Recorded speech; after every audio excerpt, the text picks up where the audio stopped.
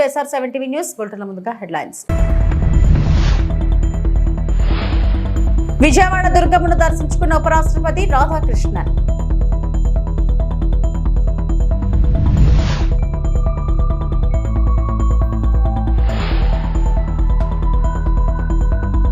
ఉపాధ్యాయుల నియామక పత్రాల పంపిణీకి ఎమ్మెల్యేలను ఆహ్వానించిన మంత్రి లోకేష్.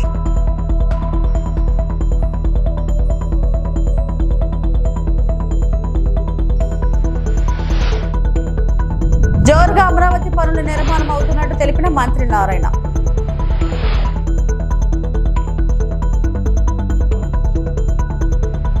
భారత ఉపరాష్ట్రపతి సిపి రాధాకృష్ణన్ బుధవారం విజయవాడ దుర్గమ్మ, బుధవారం సాయంత్రం విజయవాడలోని కృష్ణానది పున్నమి ఘాట్ వద్ద నిర్వహిస్తున్న విజయవాడ ఉత్సవంలో పాల్గొనేందుకు విచ్చేసిన సందర్భంగా ఏపీ మంత్రి కొలుసు పార్థసారథి, ఆలయ పాలక మండలి చైర్మన్ రాధాకృష్ణ అధికారులు స్వాగతం పలికారు. ఆలయంలో పూజలు అనంతరం ఆలయ కమిటీ ఆధ్వర్యంలో ఉపరాష్ట్రపతిని సాల్వాతో సన్మానించి అమ్మవారి ఫోటోను, తీర్థ ప్రసాదాలను అందజేశారు. దుర్గమ్మను దర్శించుకున్న ఆయన భక్తులతో కరచాలనం చేశారు. దసరా నవరాత్రి ఉత్సవాల సందర్భంగా ఇంద్రకీలాద్రిపై 3వ రోజు అమ్మవారు అన్నపూర్ణదేవి అలంకారంలో భక్తులకు దర్శనమిచ్చారు. అమ్మవారిని దర్శించుకునేందుకు భక్తులు పెద్ద సంఖ్యలో తరలివచ్చారు.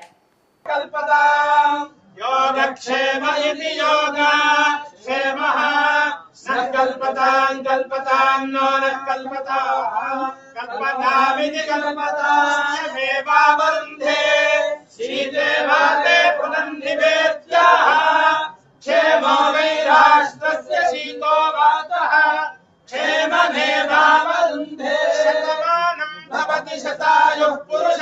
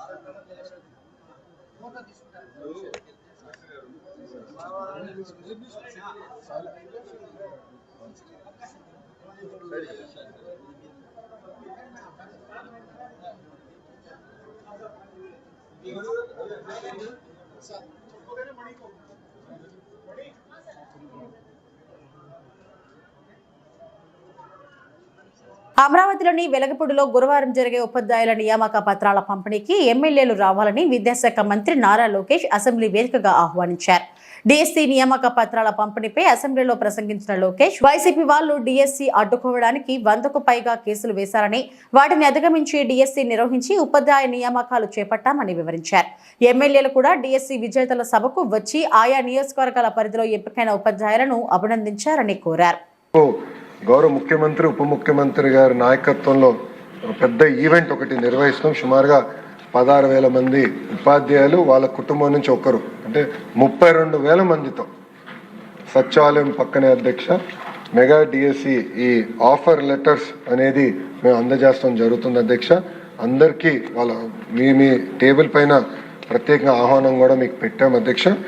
దాంట్లో కూడా మీకు ఈ ఒక్కొక్క జిల్లాకు ఒక జోన్ ఏర్పాటు చేస్తాం. సో గౌరవ ఎమ్మెల్యేలని, ఎంపీలని కూడా నేను కోరింది ఏంటంటే ఆ జోన్లో అందరు కూర్చుంటే, ఎందుకంటే వాళ్ళు వచ్చి మీ దగ్గరనే పనిచేస్తారు, మీ పాఠశాలలోనే ఉంటారు కనుక ఒక అనుబంధం ఏర్పడాలనే ఆలోచనతోనే ఇది ఏర్పాటు చేసాం. వెన్యూ ప్లాన్ మ్యాప్ కూడా ఏర్పాటు చేసాం, సో దట్ మీకు సులభంగా ఉంటుంది. దయచేసి ఈ కార్యక్రమాల్లో గౌరవ ఎమ్మెల్యేలు అందరూ పాల్గొనాలని సభాముఖంగా కోరుకుంటున్నాం. అంతేకాకుండా అధ్యక్ష, అందరం కార్లు వేసుకుని వెళ్తే మళ్ళీ పార్కింగ్ ఇబ్బంది ఉంటుంది కనుక ఇక్కడ మేము బస్సులు ఏర్పాటు చేసాం. ఎమ్మెల్యేలు అందరూ కూడా నీట్గా బస్సులు ఏర్పాటు చేసాం. విప్ గారికి, చీఫ్ విప్ గారికి, విప్లందరూ కూడా మేము ఆ విషయం తెలియజేస్తాం జరిగింది అధ్యక్ష. సో దయచేసి ఆ బస్సుల మార్గం ద్వారా అక్కడికి వస్తే ప్రశాంతంగా అన్ని ఏర్పాట్లు మేము చేస్తాం. ఈ కార్యక్రమం జయప్రదం చేయవలసిందిగా ఈ సభాముఖంగా నేను గౌరవ సభ్యులందరినీ కోరుకుంటూ, కొంతమంది సభ్యులు అంటే ప్రతిపక్ష పార్టీకి చెందిన గౌరవ సభ్యులు ఈ సభలో లేరు అధ్యక్ష, బట్ వాళ్ళకు కూడా జిఏడి ద్వారా, పులివెందుల ఎమ్మెల్యే గారు కూడా జిఏడి ద్వారా ఆహ్వానం పంపిస్తాం జరిగింది అధ్యక్ష. ఈ మీ ద్వారా వాళ్ళని ఆ కార్యక్రమంలో పాల్గొనాలని ఈ సభాముఖంగా వాళ్ళని కూడా నేను కోరుతున్నాను అధ్యక్ష. అమరావతి నిర్మాణ పనుల్లో ప్రస్తుతం 10,000 మంది కార్మికులు పనిచేస్తున్నారని మంత్రి నారాయణ తెలిపారు. బీజేపీ ఎమ్మెల్యే విష్ణుకుమార్ రాజు అసెంబ్లీలో అడిగిన ప్రశ్నకు మంత్రి సమాధానమిచ్చారు. అమరావతిలో సిఆర్డీఏ నుంచి 21 పనులు, ఏడీసీ నుంచి 64 పనులు జరుగుతున్నట్లు తెలిపారు.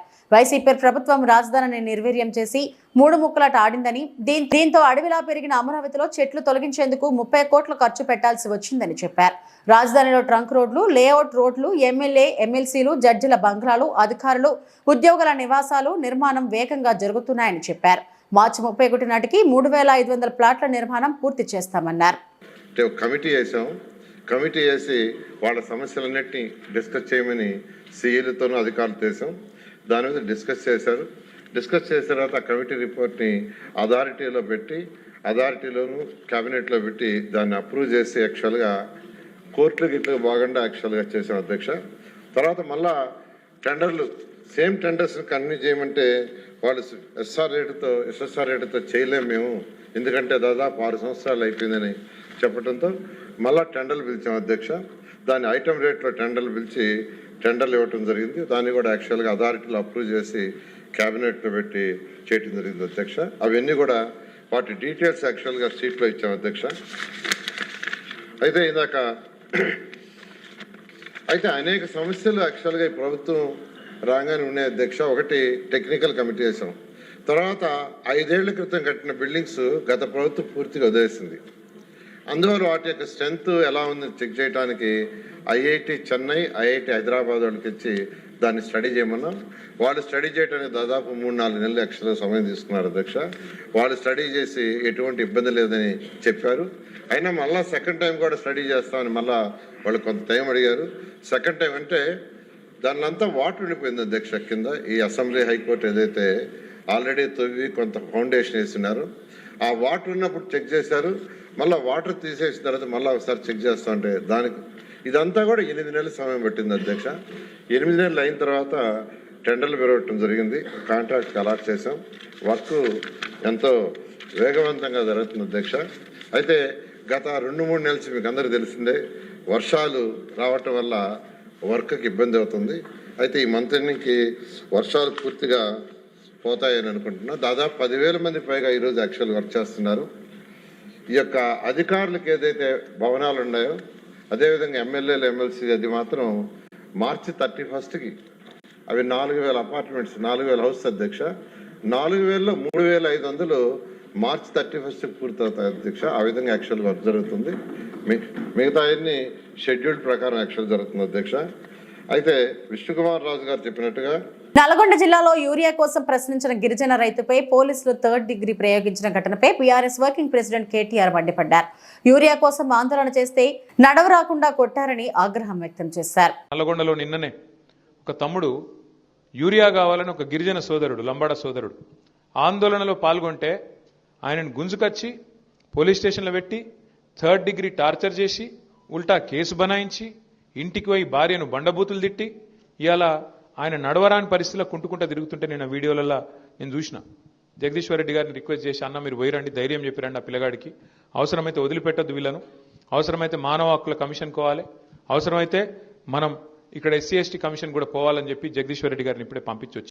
ఎమ్మటే పొద్దున పూట మఫ్టీలో 2 పోలీసులు వచ్చారు సార్. 2 వచ్చారు. నన్ను ఇక్కడ కొడుతుంటే మా వైఫ్ వాళ్ళని ఆపింది, కాలు కూడా పట్టుకుంది. ఎందుకు సార్ ప్లీజ్ సార్ మేము వస్తాం సార్, ఎందుకు కొడుతున్నావు అంటే అమ్మళ్ళు ఇంకేదానా నువ్వు మాకు చెప్తావా, నీకు అంత ధైర్యం ఉందా? ఆ బాబా ఇది యూరియా కోసం ధర్నా చేసిన సార్, అది దాంట్లో పాల్గొన్నా.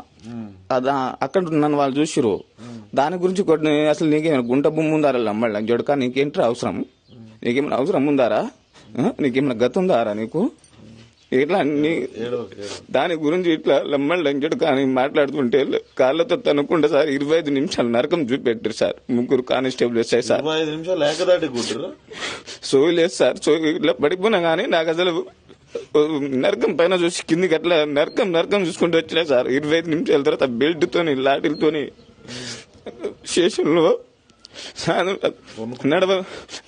నడిచి ఓపిక లేకుంటే పొద్దు నుంచి సాయంత్రం ఎక్సైజ్ కింద పైన ఇట్లా ఎక్సైజ్ చేపిస్తారు నడవని. లాస్ట్ మూమెంట్ లో కొట్టుకు తీసుకే టైం పోలీస్ నుంచి బయటికి రాగానే సార్ కుంటున్నా సార్ నేను మళ్ళీ కూడా గట్టిగా నడవని కాళ్ళతో తంటున్నాను సార్. మళ్ళీ లాస్ట్ గట్టిగా నడవాలి. ఎవరికైనా చెప్పినావో నీకు బెయిల్ రాకుండా చేస్తాయేమో అనుకుంటున్నావో.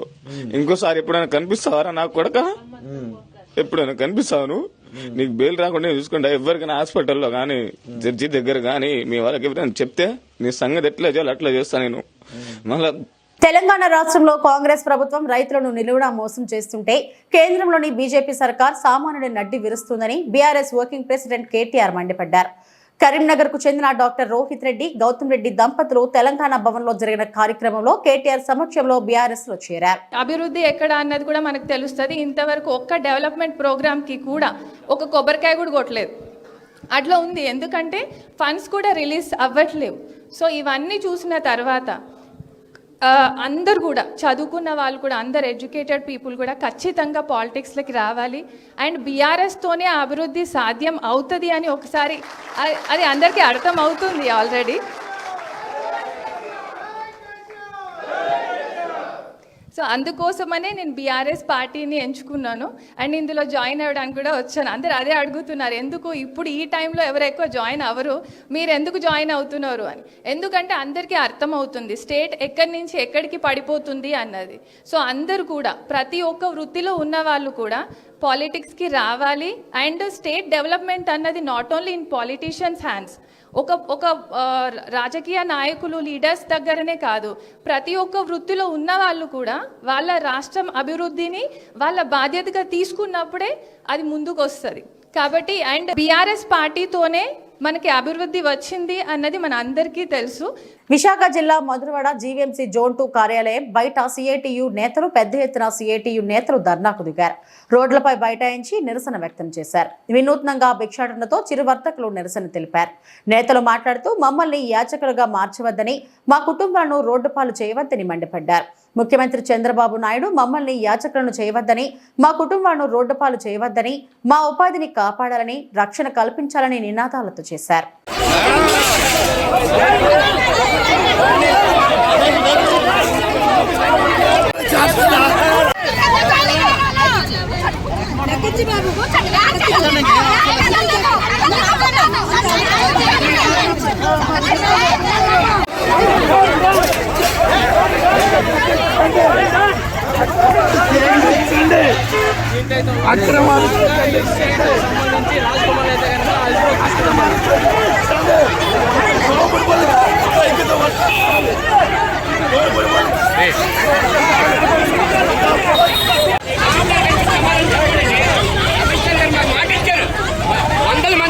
మెదక్ జిల్లా చేగుంట మండల కేంద్రంలో బుధవారం కమ్యూనిటీ కనెక్ట్ ప్రోగ్రాం నిర్వహించారు. జిల్లా ఎస్పీ డివి శ్రీనివాసరావు ఆదేశాల మేరకు డీఎస్పీ నరేంద్ర గౌడ్ ఆధ్వర్యంలో 110 మంది పోలీస్ బృందంచే ప్రత్యేక తనిఖీలు చేపట్టారు. ఉదయం 6 గంటల నుండి ప్రారంభమైన తనిఖీలు 8 గంటల వరకు కొనసాగాయి. మండల కేంద్రంలోని పలు ప్రాంతాల్లో పోలీస్ సిబ్బంది ప్రత్యేక తనిఖీలు చేపట్టి సరైన ధృవపత్రాలు లేని 69 ద్విచక్ర వాహనాలు, 2 ఆటోలు స్వాధీనం చేసుకున్నారు. సైబర్ నేరాలపై ప్రజలకు అవగాహన కల్పించారు. నేరరహిత సమాజం నిర్మాణం కోసం ప్రతి ఒక్కరూ కృషి చేయాలని పిలుపునిచ్చారు. గంజాయి, డ్రగ్స్ అక్రమ రవాణా చేస్తే చర్యలు తీసుకుంటామన్నారు. సరైన ధృవపత్రాలు లేని వాహనాలు కొనుగోలు చేయవద్దని, ప్రతి ఒక్కరూ ట్రాఫిక్ నిబంధనలు పాటించాలని డీఎస్పీ నరేంద్ర గౌడ్ ఈ విధంగా తెలిపారు. కార్యక్రమంలో తూప్రా CI Rangakrishna, Ramayampet CI Venkataraja Goud, Chegunta SI Chaitanya Kumar Reddy పాల్గొన్నారు.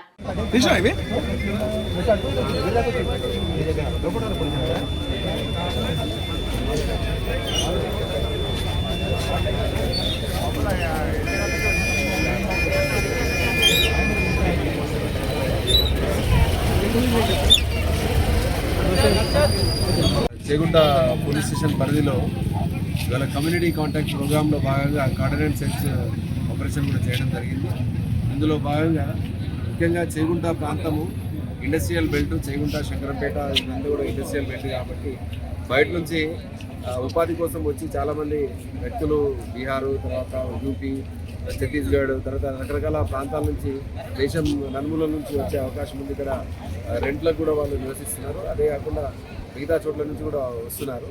సో దాన్ని దృష్టిలో పెట్టుకొని ఏమన్నా క్రిమినల్స్ కానీ తర్వాత ఎవరైనా ఇక్కడ ఆశ్రయం పొందుతున్నారా అన్న ఉద్దేశంతో కూడా చెక్ చేయడం జరిగింది. అదేవిధంగా పబ్లిక్ని అవేర్ చేయడం కోసం ఇక్కడ సైబర్ క్రైమ్స్ కానీ, షీటింగ్స్, తర్వాత ముఖ్యంగా మహిళల పట్ల నేరాలు కానీ, వీటిని ఆపడానికి ఏం చేయాలనే ఉద్దేశంతో ప్రజల్ని అవేర్ చేయాలని చైతన్యం చేయాలనే ఉద్దేశంతో ఇవాళ మొత్తం తూప్రాన్ సబ్ డివిజన్ పరిధిలో ఉన్న మా సిబ్బంది అందరూ దాదాపు 110 మంది మొత్తము 2 సిఐలు తర్వాత 12 మంది ఎస్ఐలతో తర్వాత మిగతా సిబ్బంది అందరూ కూడా ఇవాళ ప్రోగ్రామ్ చేయడం జరిగింది.